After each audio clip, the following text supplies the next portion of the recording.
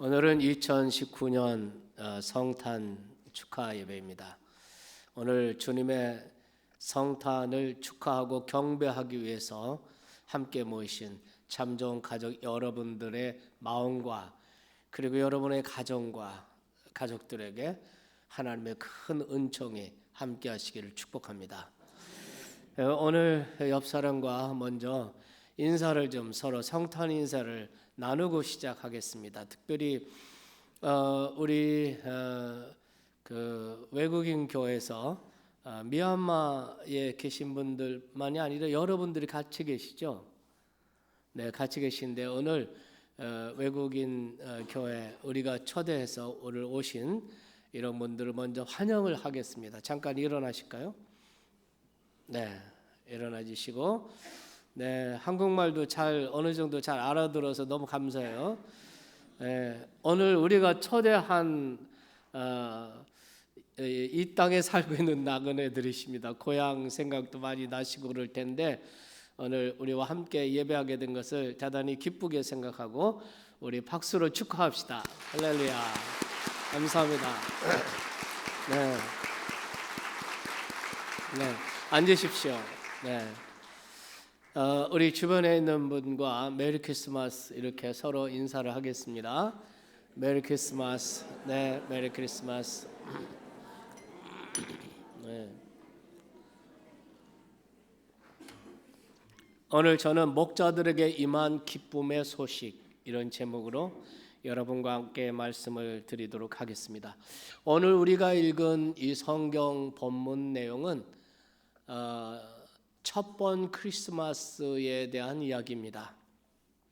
오늘 1절에 보면 이렇게 시작하죠. 그때 가이사 아구스토가 영을 내려 천하로 다 호적하라 하였으니 이렇게 시작합니다. 여기 첫째 인물이 나오죠. 가이사 아구스토라는 사람. 이 가이사 아구스토라는 사람이 황제로 있을 때 로마 제국하의 모든 나라에 호적하라는 칙령을 내렸다는 것입니다. 그는 정확한 인구 조사를 통해서 세금을 부과하기 위해서 전국의 로마 제국하의 모든 민족, 모든 나라에 호적하라고 명한 것입니다. 2절에 보면 이 칙령은 구레뇨라는 사람이 수리아의 총독으로 있을 때 내려졌다 이렇게 기록을 하고 있습니다. 그리고 마태복음에 의하면 이때에 유대를 다스리는 왕은 헤롯이라는 왕이었다 이렇게 이야기를 합니다. 그 연대를 한번 좀 화면을 잠깐 보시겠습니까? 잘 안 보이실 것 같은데, 자 가이사 아구스토는 BC 63년에 태어나서 AD 14년에까지 산 사람이고, 구레뇨라는 이 로마 총독이죠. 팔레스타인 유대 땅 팔레스타인을 포함해서 시리아 지역의 로마 총독으로 파견된 사람이고, 이 사람 다음으로 온 총독은 유명한 빌라도, 예수님 십자가에 못 박은 빌라도 총독이었습니다. 이 사람은 BC 51년에서 AD 21년까지 산 사람이고, 헤롯 대왕, 여기 헤롯이라는 사람 나오는데요. 이 사람은 AD 4년까지 살다가 AD 4년에 갑자기 병이 들어서 죽었습니다. 이렇게 쭉 보면은 로마 총독, 로마의 황제, 그리고 총독, 그 다음에 유대의 헤롯 왕, 이 세 사람이 보면 연대를 보면은 예수님이 탄생한 그 시점에 로마 황제는 가이사 아구스토였고, 로마의 총독으로 파견돼서 관할하는 사람은 바로 이 구레뇨라는 사람이었고, 유대의 왕은 헤롯이었다 이렇게 이야기를 하고 있는 것입니다. 우리가 헤롯이라는 이 사람은 아주 유명한 사람이죠. 예수님이 탄생했다는 동방박사들의 이야기를 듣고 그 예수님을 죽이기 위해서 베들레헴 지경에 있는 2살 미만의 아기들은 전부 다 살해하라고 명령을 내린 왕이었습니다.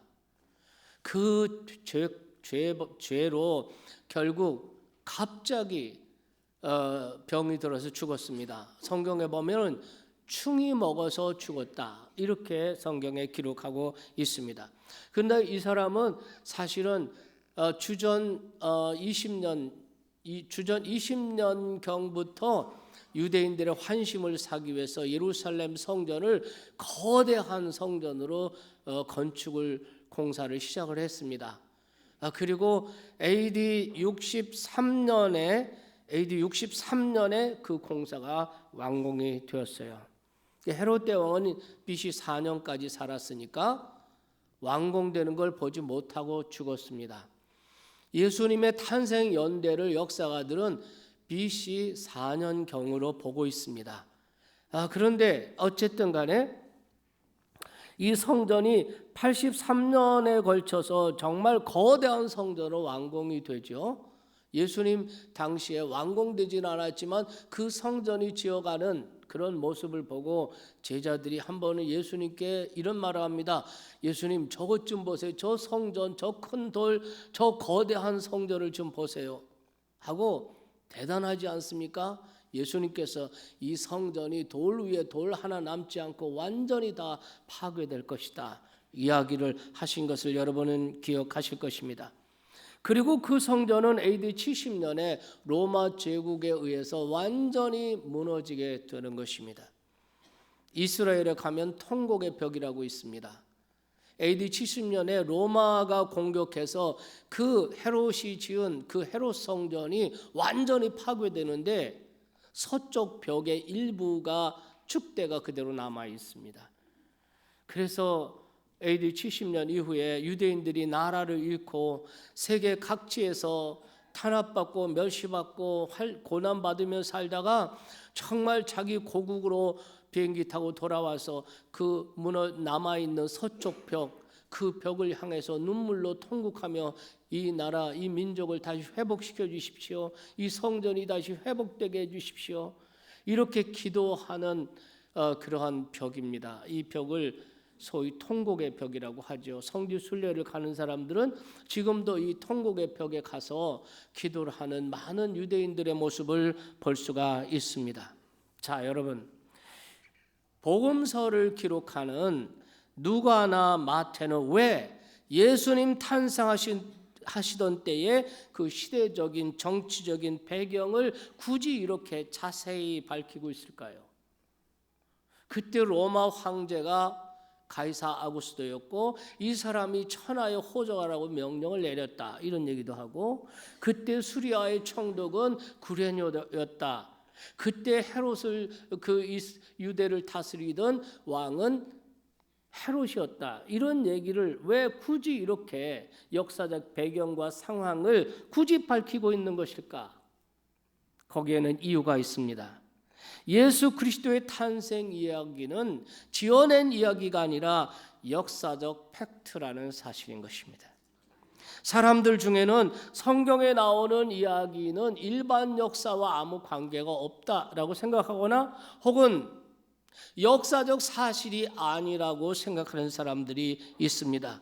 그런 사람들에게 지금 이 복음서의 기자 누가나 마태는 그들이 알고 있는, 그들은 바로 주님의 제자들이었고 주님이 가르친 말씀을 직접 들었고 그가 행하시는 것을 직접 보았고 죽으시고 부활하고 승천한 것을 직접 목격하던 마태, 누가, 이런 사람들은 내가 알고 있는 예수가 지어낸 예수가 아니라, 꾸며진 예수가 아니라 역사적 인물이었고 예수님과 관계되는 탄생, 그의 생애, 그의 가르침, 그의 죽음, 그의 부활, 이 모든 것이 역사적 팩트였다는 것을 강조하기 위해서 예수님의 탄생 이야기를 기록할 때 이렇게 역사적인 배경과 상황을 자세하게 설명을 하고 있는 것입니다. 여러분, 여기 가이사 아구스토라는 사람은 로마 황제 아우구스투스를 가리키는 것입니다. 주전 44년경에 로마의 황제 줄리어스 시저가 죽습니다. 그리고 로마 제국이 혼란 가운데 있었는데 그 줄리어스 시저의 양아들인 옥타비아누스가 등장해서 그 혼란한 정국을 아주 멋지게 수습하고 AD 27년에 로마의 황제로 등극을 합니다. 이 사람이 아우구스투스, 오늘 성경에 있는 가이사 아구스토라는 사람인 것입니다. 그가 주전 4년경에 예수님 탄생한 해가 BC 4년이라고 그랬죠. 그 BC 4년경에 그가 기록에 의하면 그가 모든 제국하에 모든 나라에 호적하라는 명령을 내린 것입니다. 인구 조사를 한 거예요. 인구 조사를 BC 4년에도 했고 또 그 후에도 또 인구 조사를 했습니다만은 그랬습니다. 이런 역사적 배경과 상황 가운데서 요셉과 마리아가 오늘 이야기에 등장하는 것입니다. 요셉과 마리아는 약혼한 사이였어요. 그 당시 유대 풍습에는 정혼하고 약혼을 하면은 같이 살거나 동침하거나 그건 아니지만 법적으로는 부부와 똑같았습니다. 그래서 책임을 져야 했습니다. 그래서 정말 가이사 아구스토의 칙령에 따라서 요셉은 이제 자기의 본적지인 베들레헴에 가서 호적을 해야 했습니다. 그런데 정혼한 마리아도 법적으로는 부부가 되었기 때문에 그 마리아를 데리고 가야 했습니다.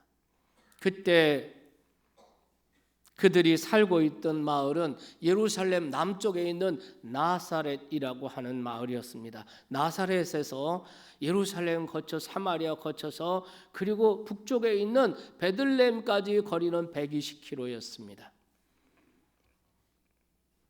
그리고 그때 마리아는 성령으로 잉태되어 만삭의 몸이었습니다. 길은 지금처럼 좋지 않았습니다. 그들이 사마리아 땅을 거치지 않고 우회했을 가능성이 많습니다. 왜냐하면 유대인들은 사마리아 땅을 통과를 안 했습니다. 그렇기 때문에 우회해서 갔다면 120km이지만 길도 험했고 학자들은 약 2주간 동안의 시간은 좋게 걸렸을 거라고 생각을 하고 있습니다. 여러분, 만삭의 몸에 그 먼 길을 이 2주간 동안 가야 했던 이 두 사람 얼마나 힘들었을까요? 그러면 왜 하필 그때 황제는 호적하라는 명령을 내렸을까요? 여러분, 하나님이 하시는 일은 그때 당시에는 이해가 안 돼도 지나놓고 보면 정말 신기하고 놀랍지 않을 수 없습니다. 하나님께서는 하나님의 선한 뜻을 이루시기 위해서 그 시대의 세상 권력자들을 사용하신 것입니다. 가이사 아구스토는 조세 수입을 올리기 위해서 천하에 호적하라고 칙령을 내렸을 것입니다. 사람들은 황제의 칙령이니까 거역할 수가 없었을 것입니다. 요셉도 역시 정혼한 마리아가 만삭이었지만 호적을 하러 베들레헴으로 가지 않을 수가 없었습니다. 여러분, 베들레헴이 어떤 마을입니까? 베들레헴은 유다 지파 다윗의 본적지입니다. 다윗이 태어난 곳입니다. 그런데 마리아가 정혼한 그 청년 요셉이 바로 다윗의 후손, 유다 지파 다윗의 후손이었습니다. 그러니 여러분, 그는 어디로 가서 호적을 해야 되겠습니까? 자기의 본적지인 베들레헴으로 가서 호적하게 된 것이죠. 그리고 그때 정혼을 했기 때문에 법적으로 책임을 진 사람이기 때문에 마리아도 함께 들어가서 호적을 해야 했던 것입니다. 여기서 우리는 메시아 탄생에 대한 한 선지자의 예언의 말씀을 기억해야 합니다. 이것은 구약성경 미가서 5장 2절에 있는 말씀이죠. 주전 700년경에 미가 선지자가 메시아의 탄생 장소에 대한 예언을 하고 있습니다. 미가서 5장 2절을 보시겠습니다. 베들레헴 에브라다야, 너는 유다 족속 중에 작을지라도 이스라엘을 다스릴 자가 내게서 내게로 나올 것이라. 그의 근본은 상고의 영원에 있느니라.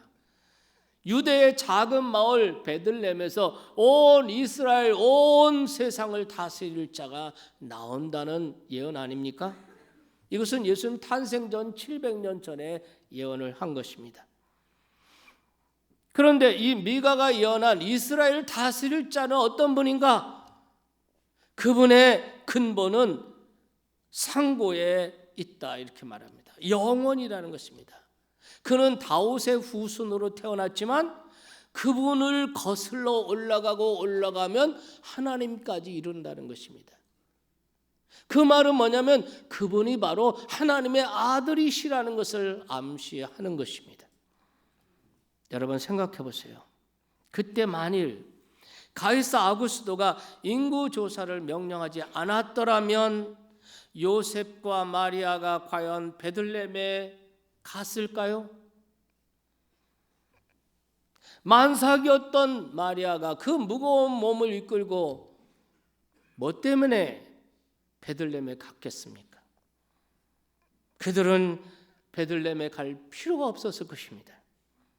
만일 가지 않았더라면 베들레헴에서 이스라엘을 다스릴 자가 나온다는 이 성경의 예언이 어떻게 성취될 수 있겠습니까? 여러분, 이것이 하나님이 하시는 일이에요. 하나님은 이런 식으로 요셉과 마리아를 베들레헴에 가게 하셨고 거기서 아들을 낳게 하심으로써 구약 성경의 예언이 성취가 이루어지게 된 것입니다. 하나님께서 하시는 일은 정말 신기하고 놀랍습니다. 우리가 믿는 하나님은 바로 이 하나님을 우리는 믿는 것입니다. 우리는 이 하나님께서 우리의 인생도 그렇게 주관하고 있다고 계시고 있다고 믿는 것입니다. 우리는 이 하나님께서 우리나라 대한민국도 그렇게 주관하고 계시다고 믿는 것입니다. 사람들이 계획은 할지라도 그 발걸음을 인도하시는 분은 하나님이신 줄로 믿습니다. 시편 기자가 139편 17절에 이런 말씀을 해요. 하나님이여 주의 생각이 어찌 내게 보배로운지요 그 수가 어찌 그리 많은지요 이렇게 나와 있습니다. 이 성경을 새번역 성경으로 보면 이런 말이에요. 하나님 저에 대한 주님의 계획이 얼마나 심오한지요 그 수가 헤아릴 수도 없습니다 이렇게 말합니다. 내 인생에 대한 주님의 생각이 그렇게 심오하다는 겁니다. 나에 대한 생각이 하나님은 너무나도 심오하시다는 거죠.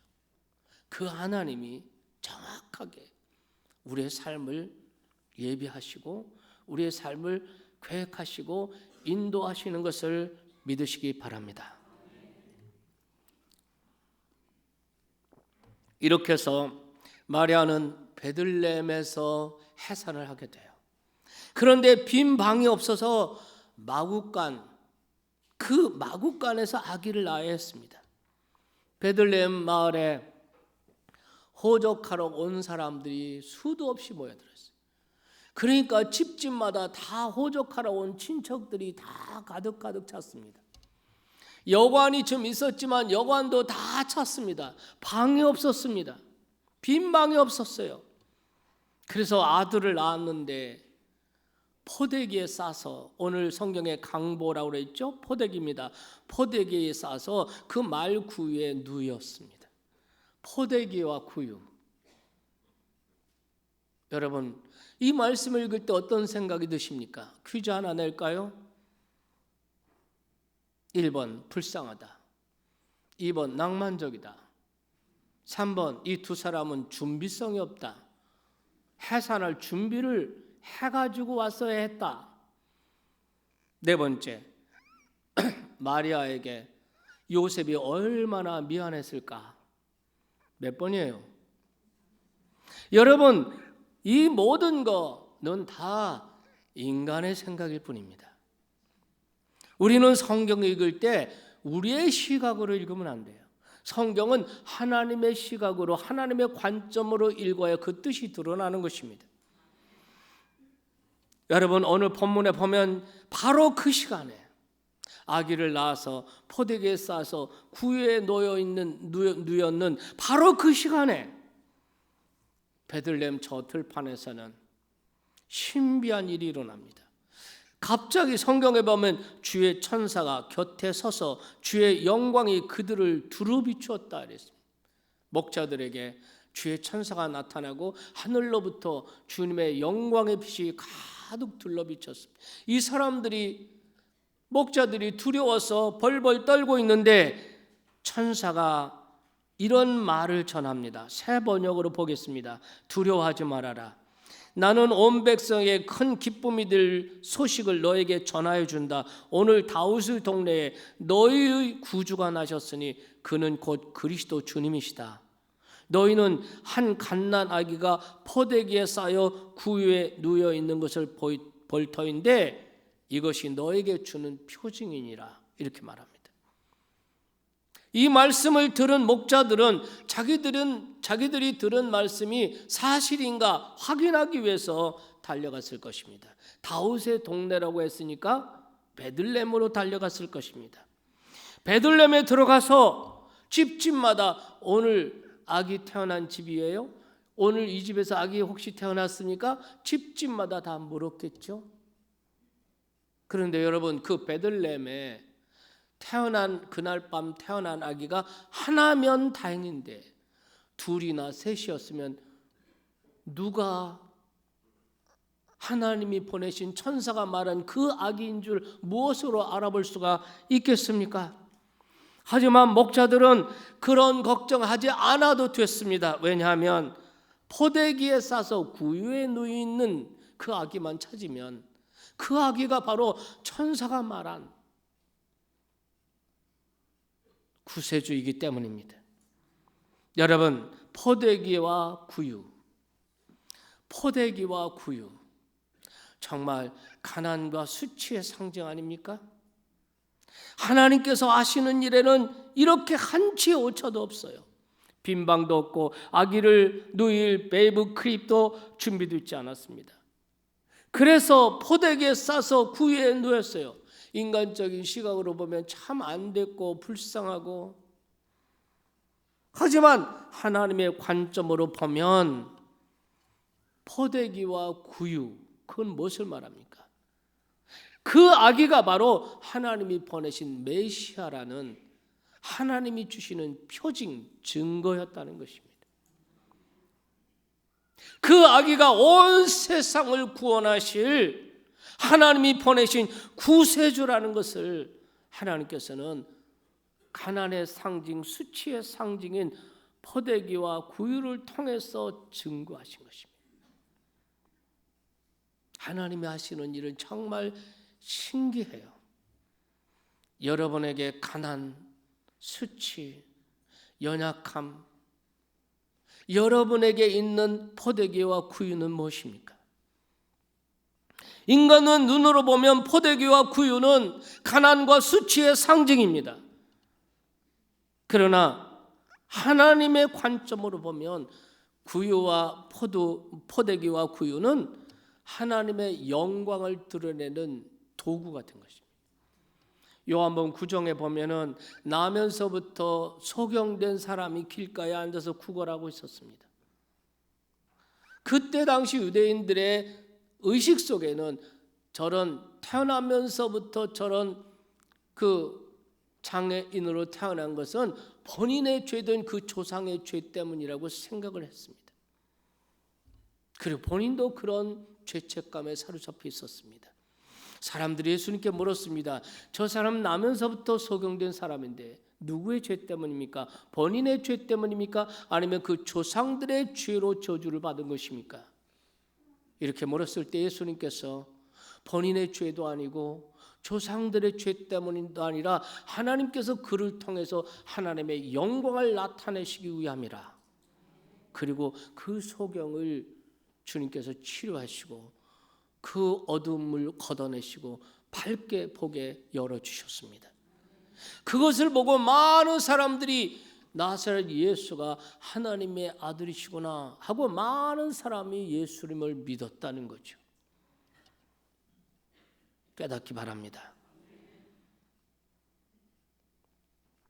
사도 바울은 고린도전서 1장 27절 29절에서 이렇게 고백합니다. 하나님께서는 미련한 것들을 택하사 지혜로운 자를 부끄럽게 하시고, 약한 것들을 택하사 강한 자들을 부끄럽게 하시고, 하나님께서는 없는 것, 천한 것, 멸시받는 것들을 택하사 있는 자들을 패하셨다. 이렇게 하시면 아무도 자기 육체를 자랑하지 못하게 하려 하심이라. 하나님이 하시는 일 정말 놀라요. 천한 거, 없는 자들, 약한 자들, 병든 자들, 가난한 자들, 이런 자들을 택하사 지혜로운 자를 부끄럽게 하시고, 있는 자를 부끄럽게 하시고, 강한 자를 부끄럽게 하시는 하나님이신 줄 믿으시기 바랍니다. 포대기와 구유, 가난과 수치의 상징입니다. 정말 태어날 때부터 흙수저를 물고 태어난 것입니다. 그런데 그 흙수저가, 이 아기가 바로 하나님이 보내신 아들이라는 것을 증거하는 표징이 되었다는 것입니다. 이렇게 우리의 관점이 하나님의 관점으로 바꾼다면, 이 땅 가운데 우리 중에 불행하다고 생각하고 좌절하고 절망하고 주눅들어야 할 이유가 어디 있겠습니까? 이렇게 하나님의 관점으로 우리가 바뀐다면, 내가 금수저를 물고 태어나지 못했다고 부모 원망하고 조상 원망하고 절망할 필요가 어디 있겠습니까? 이제 마지막 메시지 드립니다. 13절 14절입니다. 13절에 보면 호련히 수많은 천군이 그 천사들과 함께 하나님을 찬송하여 이르되, 지극히 높은 곳에서는 하나님께 영광이요 땅에서는 하나님께 기뻐하심을 입은 사람들 중에 평화로다, 이렇게 얘기를 하죠. 천사들이 찬양 가운데 이런 얘기를 선포하는 것입니다. 이것은 예수님의 탄생의 의미를 선포하는 말씀입니다. 예수님의 탄생이 하나님께는 영광이라는 것입니다. 그리고 땅에 있는 사람들, 그 사람들에게는 평화를 선물하는 일이 되었다는 것입니다. 네, 왜 예수님의 탄생이 하나님께 영광이었을까요?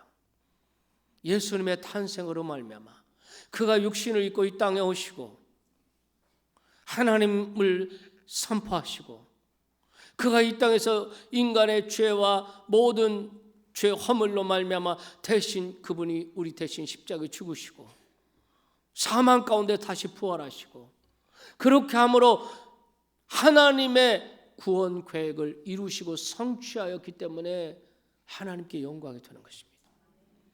믿으시기 바랍니다. 그러면 예수님의 탄생이 왜 이 땅에 사는 나와 여러분에게 평화를 선물해 주는 것입니까? 오늘 이 땅에 우리에게 절실히 필요한 게 뭡니까? 마음의 평화, 가정의 평화, 우리 한반도의 평화, 세계의 평화 아니겠습니까? 예수님의 탄생이 사람들에게는 평화가 돼. 그런데 오늘 말씀 성경을 자세히 보면 누구에게나 평화가 된다는 얘기가 아니고, 하나님이 기뻐하는 사람들에게, 하나님께서 기뻐하는 사람들, 하나님의 기뻐하심을 입은 사람들에게 예수님의 탄생이 평화가 된다는 것입니다. 그렇다면 여러분, 하나님께서 기뻐하는 사람들이 과연 누구이겠습니까? 하나님께서 기뻐하는 사람들이 어떤 사람입니까? 성공한 사람, 출세한 사람, 대단한 사람, 이런 사람들입니까? 야고보서에 보면 이런 말씀이 있습니다. 하나님은 교만한 사람을 물리치고 겸손한 자에게 은혜를 주신다. 성경 창세기에서부터 요한계시록까지 모든 말씀을 읽고 난 후에 결론, 하나님께서는 겸손한 사람을 기뻐하시고 겸손한 사람을 가까이 하시고 겸손한 사람에게 은혜를 주신다는 것입니다.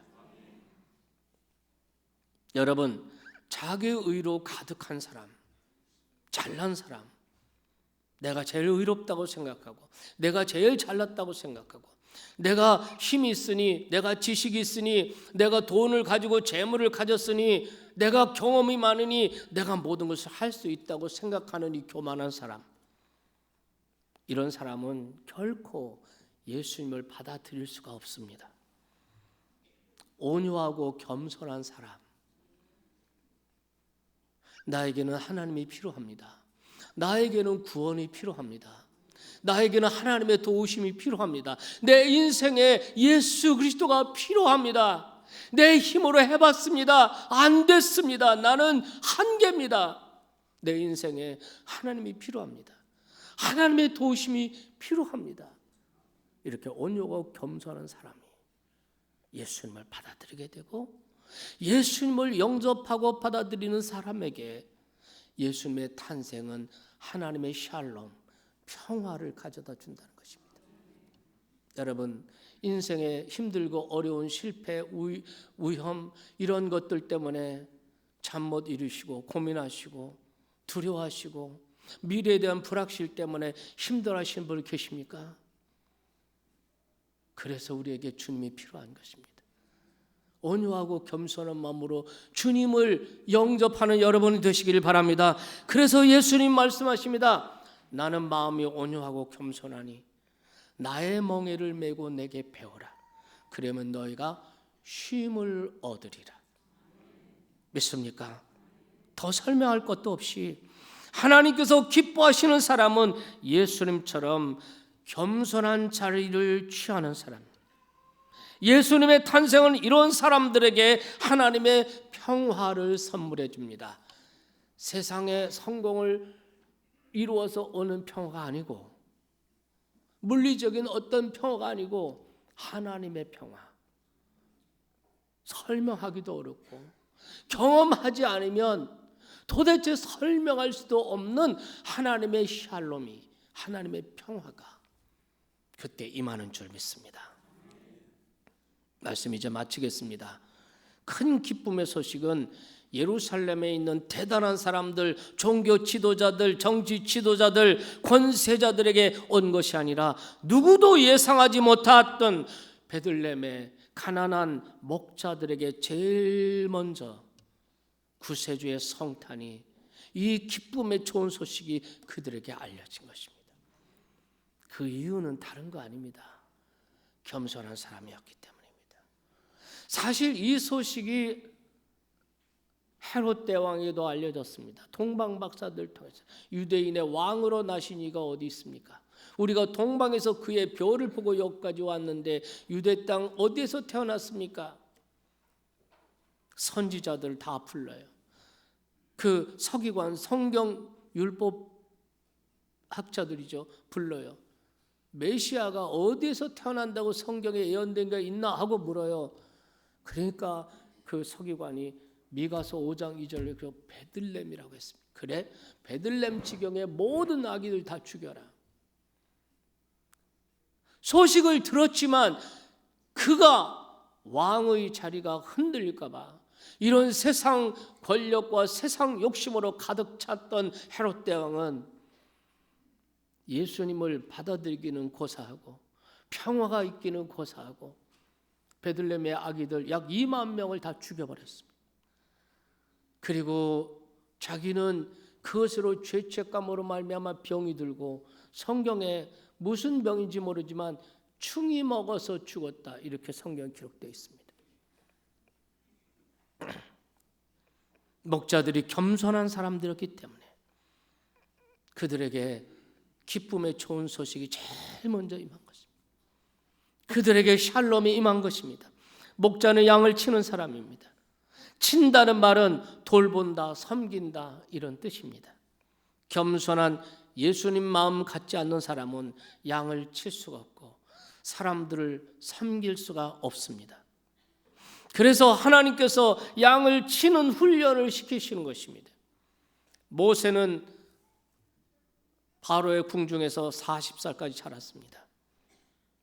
하나님께서 그를 광야로 몰아내십니다. 광야에서 40년 동안 또 양을 칩니다. 몸에서 양의 냄새입니다. 양의 냄새가 납니다. 그래서 나이가 80세가 되었습니다. 그때 하나님께서 호렙산 기슭에서 모세를 부르십니다. 그리고 이스라엘의 해방자로 사용하십니다. 다윗도 양을 치던 사람이었습니다. 그의 몸에서 양의 냄새가 났을 때 하나님께서는 선지자를 보내서 그에게 기름을 부어서 이스라엘의 왕으로 삼게 하십니다.